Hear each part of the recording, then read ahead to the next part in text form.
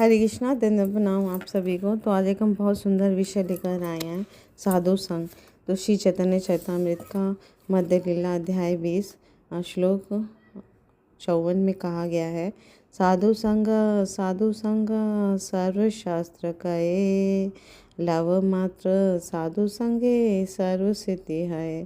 तो यदि मनुष्य साधु संग करता है, यानी वैष्णव का संग करता है, उनकी सेवा करता है, वाणी सेवा, वपु सेवा, तो माया के चंगुल से निकलने के लिए और भगवत धाम वापस जाने के प्रति गंभीर है ना।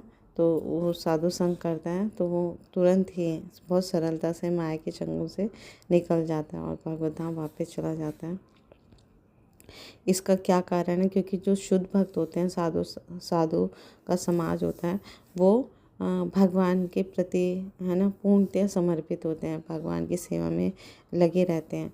तो कोई कहीं पर भी अगर एक शुद्ध भक्त है तो उनका संग करके सैकड़ों हजारों व्यक्ति शुद्ध बन जाते हैं, है ना। हर जीव का वो कल्याण करते हैं। तो शील भक्ति विनोद ठाकुर भी कहते हैं, वैष्णव का गुणगान इसमें कि उन्होंने कितने भक्त बनाए, तो ना कि वे शब्दों के इंद्रजाल से कितने सुंदरता से बनाते हैं। तो शब्दों से तो बहुत लोग आकर्षित करते हैं, लेकिन शब्दों का इंद्रजाल बनाना तो बहुत ही सरल है, कि शुद्ध भक्त बनाना बहुत मुश्किल है। तो कोई भी अगर शुद्ध भक्त है, वो किसी को कृष्ण प्रेम बांट रहा है या कृष्ण प्रेम दे रहा है, उसके हृदय में कृष्ण प्रेम जागृत कर रहा है, वो भगवान को अतिशय प्रिय है। तो ऐसे शुद्ध भक्तों का हमें सेवा करनी चाहिए। तो क्योंकि प्रभुपाद जी भी बताते हैं कि भक्त कभी भी अपनी इंद्रिय तृप्ति के लिए कोई वस्तु की कामना नहीं करता, तो वो शुद्ध भक्ति करता है, इसलिए भक्ति को निष्काम कहा जाता है, अन्य अभिलाषिता शून्यम। तो शुद्ध भक्त कभी भी अपनी इंद्रिय तुष्टि नहीं करता, केवल और केवल उसका जीवन भगवान की इंद्रिय तृप्ति के लिए रहता है, भगवान की प्रसन्नता के लिए रहता है। इसीलिए माया के प्रभाव से बचने का एकमात्र उपाय है कि हम ऐसे शुद्ध भक्तों की सेवा करें, महत चरण सेवा। ऐसे महान भक्तों की जब हम सेवा करते हैं तो माया के प्रभाव से मुक्त हो जाते हैं। माया अपराजित है और उसका प्रभाव भी अपराजित है ना। बहुत दुर्लग्न है माया, लेकिन हम भगवान की भक्ति में लगते हैं जब और भगवान के शुद्ध भक्तों की सेवा करते हैं, तो हम इस माया के इतने बड़े प्रभाव को लांघ जाते हैं, बहुत सरलता से लांघ जाते हैं। तो ईश्वर के, भगवान श्री कृष्ण के भक्त की संगति से भौतिक ऐश्वर्य की इच्छा भी नहीं रहती। तो हम सारे शास्त्रों का प्रामाणिक गुरु शास्त्र हमें यही बताते हैं कि हम साधु संग करते हैं, शुद्ध भक्तों का संग करते हैं, तो हमें सारी सिद्धियां मिल जाती हैं, सब कुछ मिल जाते हैं, जीवन का परम लक्ष्य हम समझ पाते हैं। और सबसे लाभ होता है कि माया के चंगुल से हम मुक्त हो जाते हैं। तो शुद्ध भक्तों की कृपा के बिना कोई भी व्यक्ति किसी भी तरह माया के से मुक्त नहीं हो सकता। तो भगवान की प्रेममयी सेवा प्राप्त करने के लिए अगर हम भगवान की सेवा करना चाहते हैं, कृष्ण प्रेम जागृत करना चाहते हैं, तो हम शुद्ध भक्तों का संग करना अत्यंत आवश्यक है, साधु संग करना अत्यंत आवश्यक है। उसी से हमें सारी सिद्धि मिल जाएगी। तो भक्तों के आशीर्वाद हमें चाहिए भक्ति में आगे बढ़ने के लिए। तो श्रीमद् भागवतम में भी प्रहलाद महाराज 7.5.32 में बताते हैं, नेषामतिस्तावद् उरुक्रम अंघ्रिम स्पृश्यते नर्थापगमो यदर्था महीयसां पादरजो अभिषेकम निष्किंचनानां न वृणीत यावत्।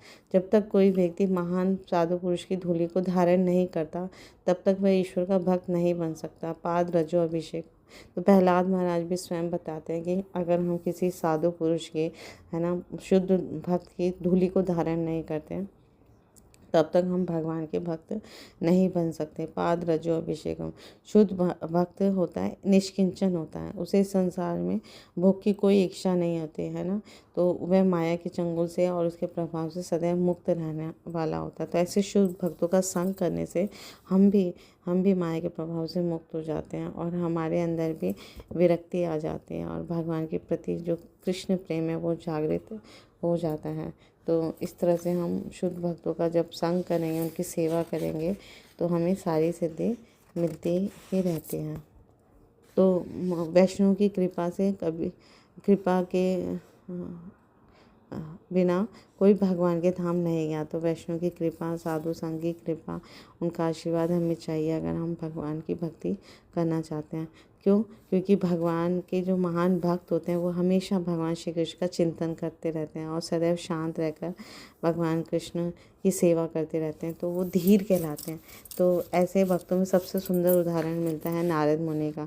तो नारद मुनि जो हैं, आप उनके जीवन चरित्र में देखेंगे तो उन्होंने अनेकों अनेकों अनगिनत व्यक्तियों को, है ना, बद आत्माओं को भक्त बनाया, कृष्ण भक्ति दी, प्रेम दिया, और ऐसे व्यक्तियों का भी उद्धार किया जो अत्यंत घृणित काम में करते थे। जैसे मृगारी है, मृगारी की कथा आती है चैतन्य चरितामृत में, भागवत में। वो कैसा कितना निर्दयी था, कितनी बुरी तरह से वो मारता था, पशुओं का वध करता था। ऐसे मृगारी को भी शुद्ध भक्त में परिणत कर दिया। ध्रुव महाराज, प्रहलाद महाराज, सुंदर सुंदर छोटे छोटे बालकों को भी कृष्ण प्रेम दिया। और प्रचेतागण और भी बहुत सारे राजा, प्राचीन, भविष्यत, अनेकों को उन्होंने भगवान की सेवा में लगाया, भगवान की भक्ति दी। तो बिना भक्तों का सेवा किए बिना कोई भी भगवत धाम जाने का, है ना, अधिकारी नहीं होता। तो इसीलिए हमें भक्तों की सेवा सीखनी है। तो भक्तों की सेवा हम कैसे सीखते हैं? प्रामाणिक गुरु, साधु, शास्त्र से, और उनके साथ अच्छे से व्यवहार करना है, वार्तालाप करनी है, उनका संग करना है। तो हमें रूप गोस्वामी श्री उपदेशामृत श्लोक 4 में बताते हैं कि हमें भक्तों का संग कैसे करनी चाहिए, कैसे उनकी सेवा करनी चाहिए। तो बहुत सुंदर ये श्लोक है। ददाति प्रतिगृह्णाति गुह्यम आख्याति पृच्छति भुंक्ते भोज्यते चैव षड्विधम प्रीति लक्षणम। तो दान में उपहार देना, दान स्वरूप उपहार लेना, विश्वास में आकर अपने मन की बातें प्रकट करना, गोपनीय ढंग से पूछना, प्रसाद ग्रहण करना तथा प्रसाद अर्पित करना है, 6 भक्तों के आपस में प्रेम पूर्वक व्यवहार के लक्षण है। तो जब भी हम साधु संग करें, शुद्ध भक्तों का संग करें, तो 6 कार्य हमें अवश्य ही करने चाहिए। उनको दान देना चाहिए और बदले में वो जो भी हमें दे उसे सहर्ष प्रसन्नतापूर्वक स्वीकार करना चाहिए। भक्तों से अपने मन की बात कहनी चाहिए, अपने हृदय खोलना चाहिए, और भगवान की गुह्य सेवा के बारे में पूछना चाहिए कि कैसे मैं करूं, और अपनी सारी शंकाओं को, समस्त संशयों को उनसे पूछना चाहिए बहुत विनम्रतापूर्वक। और भक्तों द्वारा दिए गए प्रसाद का हमें सम्मान करना चाहिए और उन्हें प्रसाद खिलाना चाहिए। इस तरह से हमारा प्रेम विनिमय भी बढ़ता है, उनकी कृपा, उनका आशीर्वाद भी हमें प्राप्त होता है।